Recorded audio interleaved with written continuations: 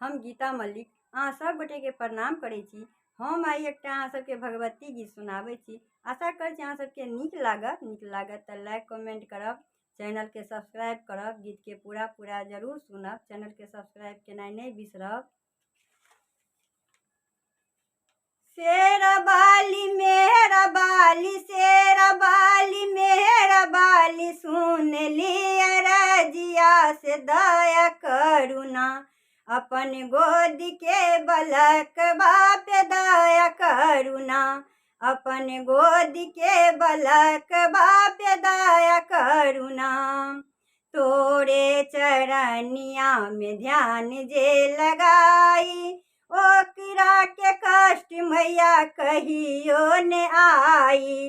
तोरे चरनिया में ध्यान जे लगाई, ओकरा के कष्ट मैया कहियो न आई। एक बेर शेरा बाली, एक बेर शेरा बाली, फेर दी नजरिया से दया करुणा, अपन गोद के बलक बाप दया करुणा, अपन गोद के बलक बाप दया करुणा। तोरा दुआरिया के भीड़ बड़े भारी, दर्शन के आवेला लाखों नर नारी।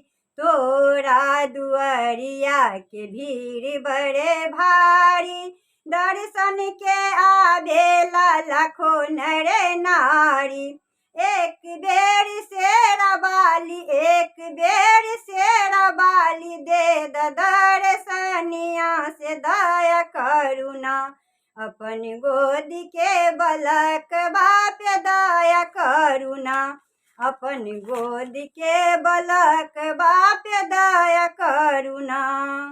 लाली चुनरिया माँ के बड़ा मन भावेला, सब भक्तन के मैया दुखबा मिटावेला।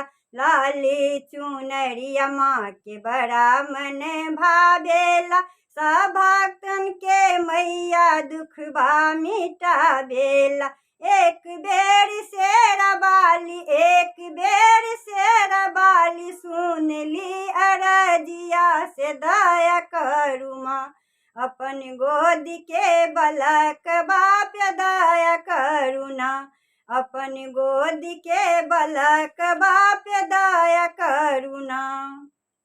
शेरा बाली मेरा बाली, शेरा बाली मेरा बाली, सुन ली अरजिया से दया करुणा, अपन गोद के बलक बाप दया करुणा, अपन गोद के बलक बाप दया करुणा, अपन गोद के बलक बाप दया करुणा, अपन गोद के बलक बाप दया करुणा।